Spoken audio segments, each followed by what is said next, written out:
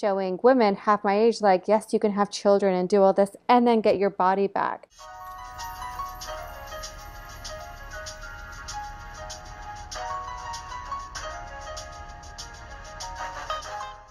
Hi, and welcome to another episode of Sustainment TV.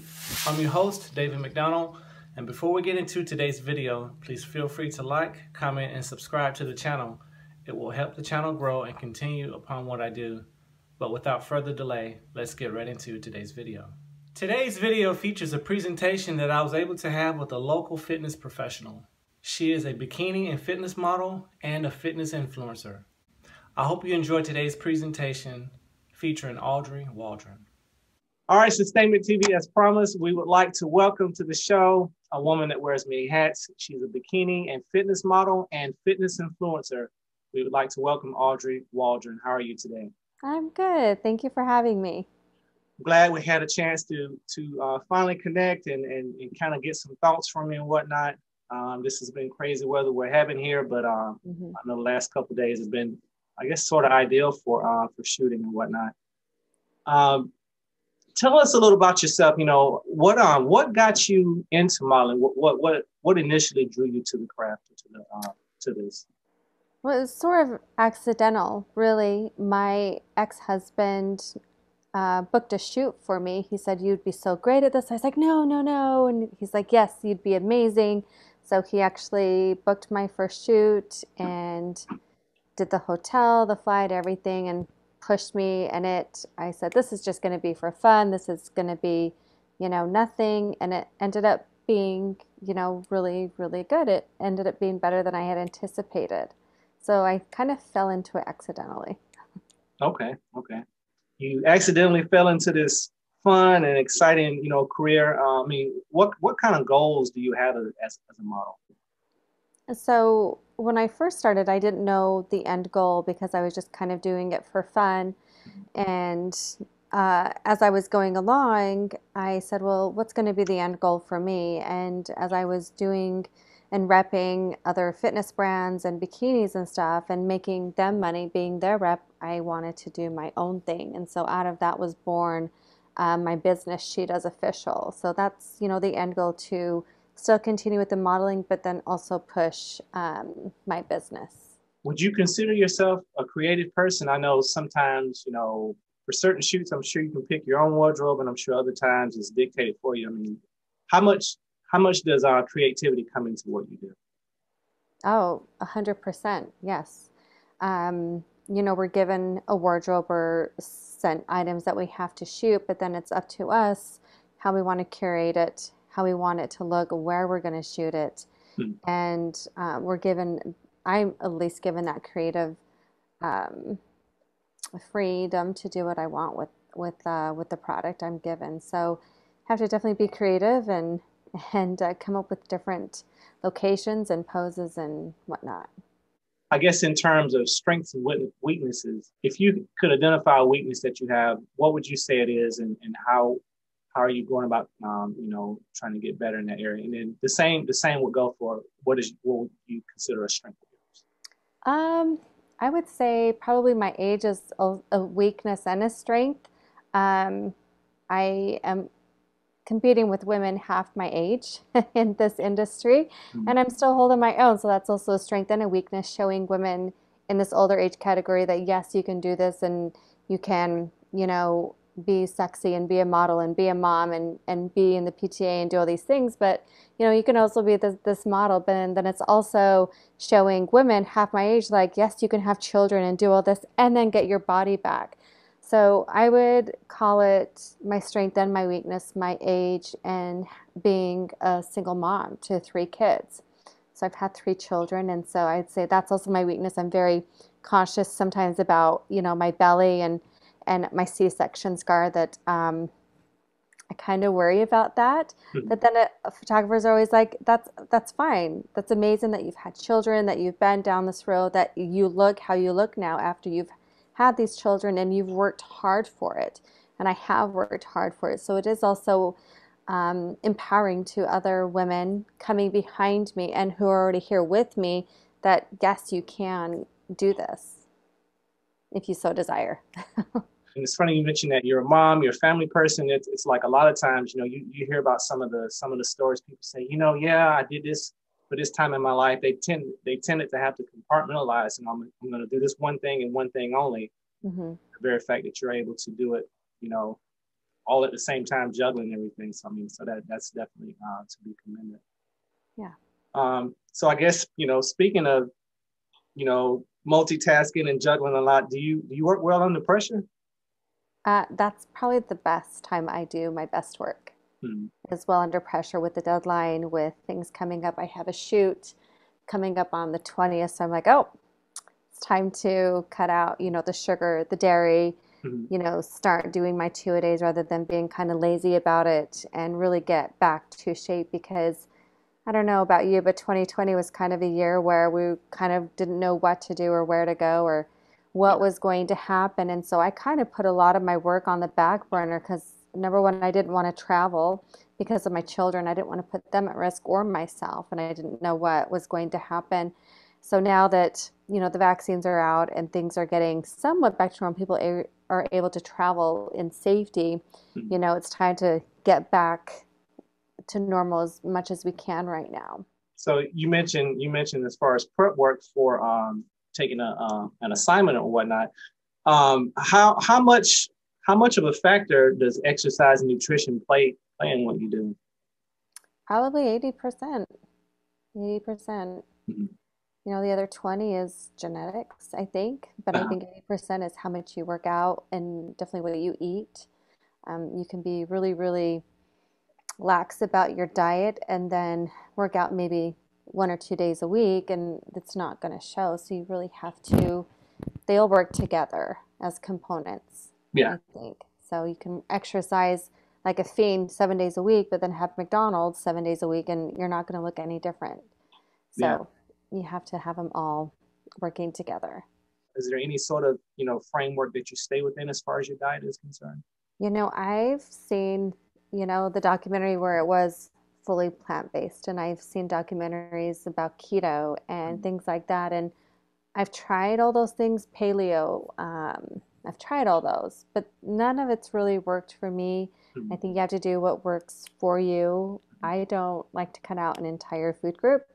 I like food and I like a variety of food. Mm-hmm. And so if I'm going to get shoot ready, the number one thing I cut out is the sugar, the carbonation, and then the dairy, because sugar and dairy have a tendency to cause inflammation in my body and cause me to hang on to weight. I also no alcohol, don't do alcohol or any sort of substances because that also hinders your body and mechanics and how you work out and how you lean out and how you perform. So I would say I eat incredibly clean and yeah. How do you handle a situation when a photographer doesn't properly direct you, you know, in aspects of any given shoot?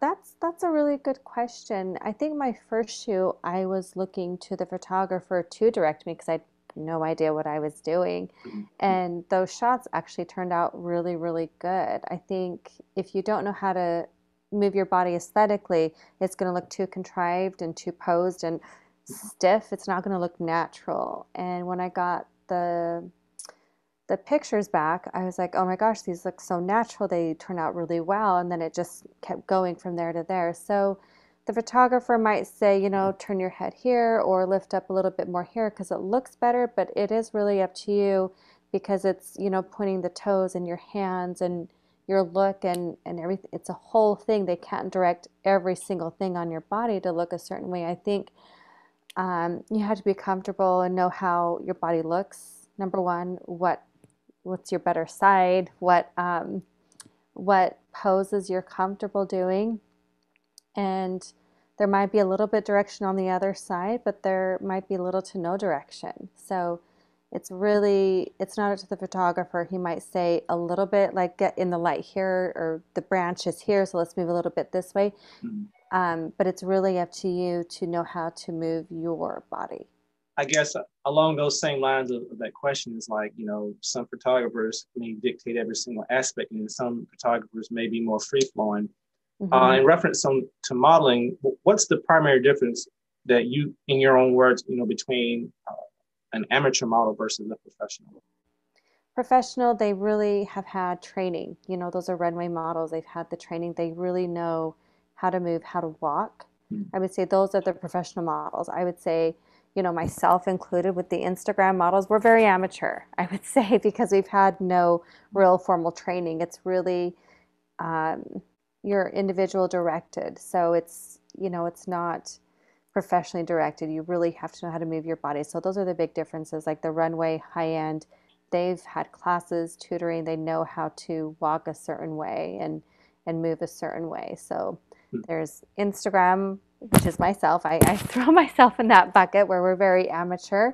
But if you know how to move your body and to get the certain poses and looks, you're not seen as amateur, but I would call us amateur. But then there's the high-end professional runway magazine photo shoot models. We observe the same things with Hollywood actors. You have some people, that have natural gift for gab. They're not Broadway, they don't have the Broadway background. They just kind of gritty and they just go into it, and and I'm sure you've seen, a lot of times with modeling, it could be the same way. They may not have had, some formal, catwalk training and whatnot, but they, are able to just bring a certain persona, a certain presence. So that's Yeah. What's one piece of advice that you would give someone if they were wanting to embark on a fitness journey such as yourself? Like a personal fitness journey at home? Yeah. If someone, like you mentioned, the whole pandemic, kind of, things kind of being kind of, just it almost just seemed like, watching the paint dry on the wall and whatnot, versus things getting open and back up, people wanting to get more active. I know spring's around the corner. If someone wanted to begin a fitness journey, what advice would you have for them? I'm going to show you my before picture. That's why I was getting my phone. This is right after I had my baby, or as I was giving birth to my third baby. Okay. And then this is 6 months after. 6 months after? Yes. Okay.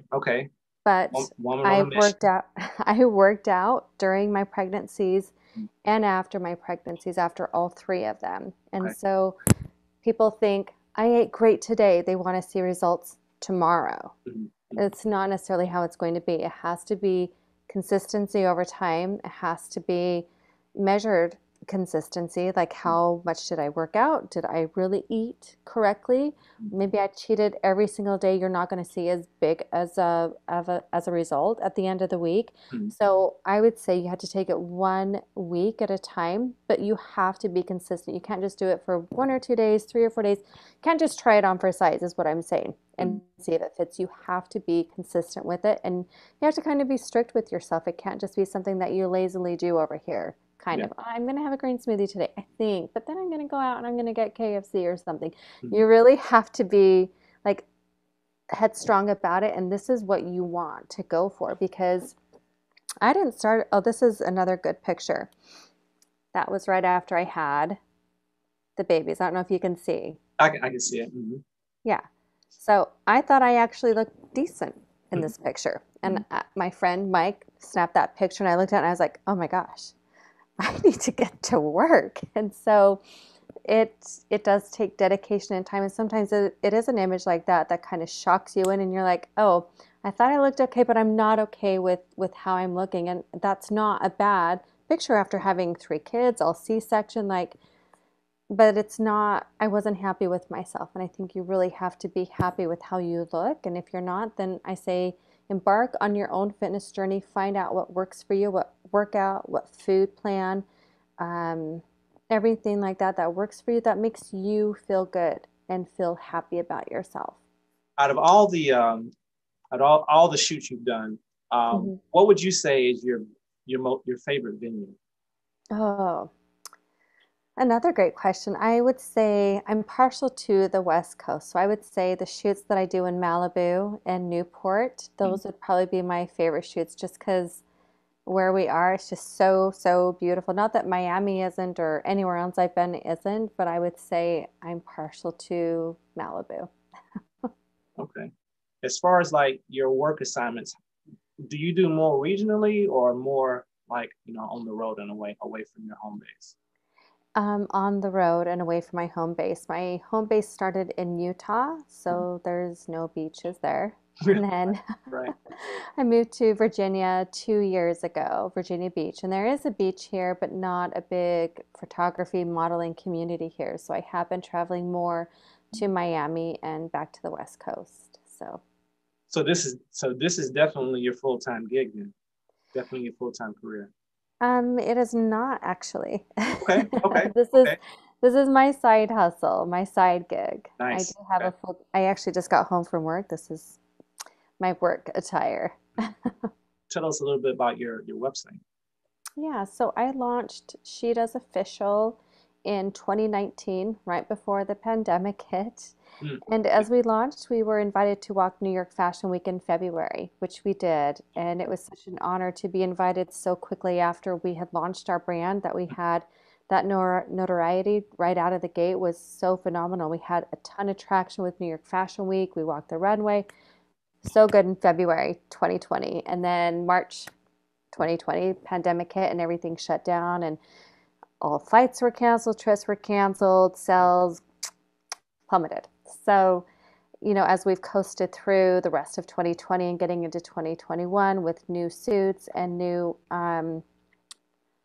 projects, things are starting to pick back up. So I launched She Does Official. The name, is kind of a little bit what we talked about at the beginning. She does fitness, she does swim, she does sport, she does style, she does sexy. And as women, we wear a lot of hats. There's a lot of ambiguity to what we as women can do. Can we work? Yes. Can we, go to the PTA? Yes. Can we be, sexy? Yes. Be yourself. Can we do fitness? Yes. We can do all these things and we can wear all these hats that women do. And that was the whole idea behind the brand. She does it all. And yeah, I just came out with season 2. We just launched 3 new suits, which I'm really, really excited about. And then we'll do 3 more probably in the summer. We're not releasing a full collection, just being mindful of the pandemic and sourcing and things like that. It's we've kind of scaled back just like every other brand out there. Yeah. What's your favorite aspect about being a fitness influencer specifically? I think it's because I have a lot of knowledge. I went, going through my pregnancies and coming out of that, I had a lot of hormonal issues because I had to do artificial insemination. So I had Hashimoto's, I had low thyroid, I had, really, I really struggled after my babies. And so I want to be an influence, an empowering influence for other women out there who kind of feel like they're going to give up. And I love that I have had so many women reach out to me like, how have you done this? And what are you doing specifically? And I kind of give them my 2 cents on like what I've done, but I also say, you have to, go see your own doctor and find out what works for you. But specifically for me, this is what I've done. And so I love that I have shown other women that it is possible to get your baby back after, babies, your body back after babies, and feel your best self. I look better now than I did in my 20s because I didn't really care. I didn't really work out. You just naturally, look good. They call it fat skinny, where you don't have a lot of muscle, but you just look good because you're in your 20s. And then, as time goes and babies come, your body definitely changes. And so I really didn't like where my body was. And so getting back or getting a better body after my baby. So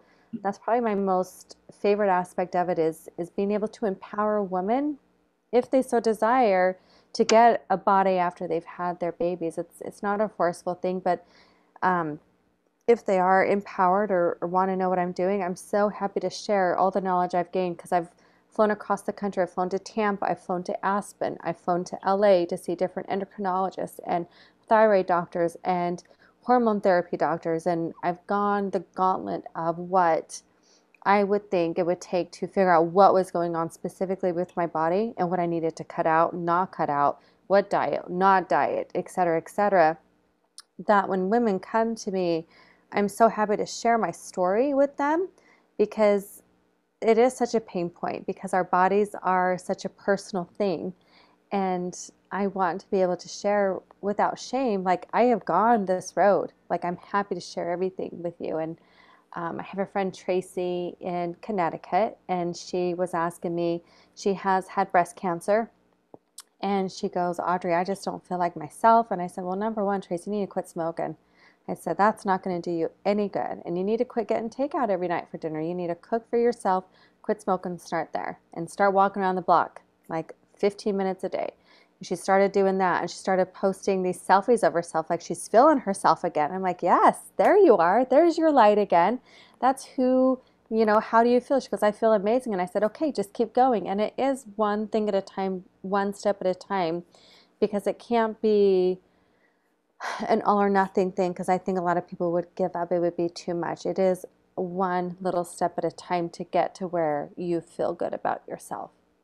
And, it's good that you highlight that one step at a time aspect, because it's like being on the receiving end of someone's inquiry, and they may say, hey, I have, you may identify 5 things they're doing wrong. Do you recommend any sort of apps, specific apps, or, any methods that you use to kind of keep everything in its place and, manage your time well? Oh Any my advice gosh, on I that? wish. I wish I could show you my desk in my working area. It's Mhm. chaos. I do have designated times though, where um, I'll say Tuesdays is she does day, where I will do only she does day. Like, no, none of my other job or this job or nothing. Mhm. That is my designated day, and I try to get it all done in that day. And then another day I'll be like, okay, it's personal day. You got to figure out all this over here and figure out what's going on. But, I have my kids every other week. And so the weeks that I have my kids, obviously it's a full-time mom gig if they're here. And I kind of come in and out of each of my jobs and each of my gigs as things arise and I got to take care of.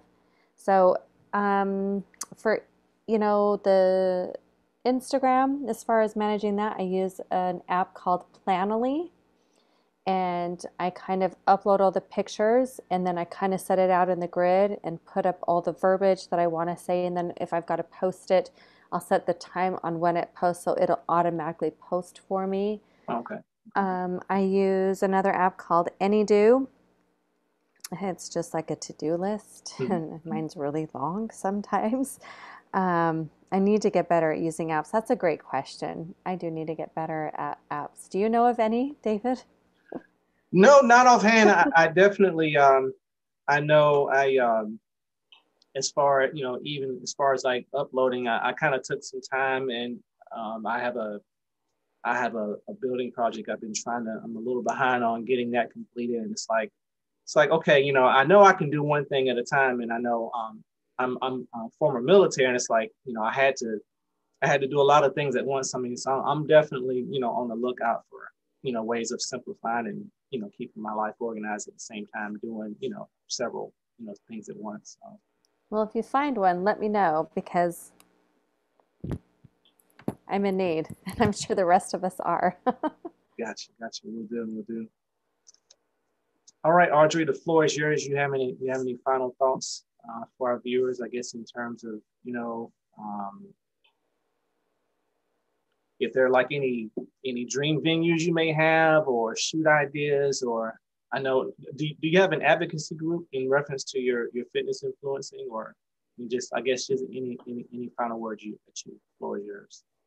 Yeah, thank you. So, um, I have kind of ventured a bit into the advocacy group of single moms because I'm also a single mom. It Mhm. is incredibly difficult, especially during a pandemic and with children, with juggling several things, starting, this business and whatnot. Um, when I do make it, that will be one of my biggest fundraising things that I'm going to push towards is helping single moms who have these ideas that need funding behind them because we don't have a lot of extra income as a single mom. All of our extra income does go to our children, and as it should be, for our kids. So that would be my advocacy group. As when this gets big is for single moms. And as far as shooting venues that I want to go to, I'd love to go to Croatia. I've heard Croatia is beautiful, Okay. and the Maldives there, and then also Australia. I have a lot of followers in Australia, and they say, "When are you coming? When are you coming?" I don't know. Australia is so far away. I don't know. So those are probably the three biggest ones, bucket list places I want to go. And then, as far as last thoughts on fitness and being an influencer, I think, influencer is such a weird word. We are here to influence, but what are we influencing? And I try to put out positive posts that will cause people to think, not just look, but think about what's going on in their lives and, engage with me in that conversation below the post. It's not just a pretty picture, though, the envelope can take you far, but I think that it's also causing people to think a bit about certain aspects that I bring up and try to be an influencer themselves and to just spread positivity. There's a lot of hate out there, and don't need any of that. It's funny, people would say you're going to get a lot of hate, and it's interesting. I haven't, because I've kept it so positive on my page. I used to have a lot of trolls that would be sexist or whatnot, and I just immediately blocked them, and those are pretty much all gone. I haven't ever had mean girls come after me, anything like that, because I do keep it, girl to girl, woman to woman. Like, I'm here to support you. What do you need? Things like that. I sent my friend back in Utah a book on hormone therapy because she's like, girl, I don't know where to begin. I said, let me send you a book, girl. This is where you start. This is where you begin. Any questions, let me know. Like, I'm so happy to help. And I think that's, the weird part about it being an influencer. How am I going to influence? Like, I'm here to help and advocate and kind of show you the way behind me. I mean, we're here to, light torches and put them behind us and like light the way for other people, right? Right. And that's how I see myself, is like, I want other women behind me, coming up behind me, or standing here with me, being like, this is how I've done it. I want to share with you how you can do this and the steps you can take. So I'm here to help, to be an advocate, to be your cheerleader, just here to send and vibrate positivity with everybody. Sustainment TV, we'd like to thank Audrey Waldron for giving us a few moments of her time. Really appreciate it. Hope it's been some meaningful content for all of our viewers. Thanks again for being on with us.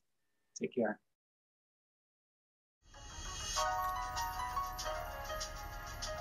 I hope you enjoyed today's presentation.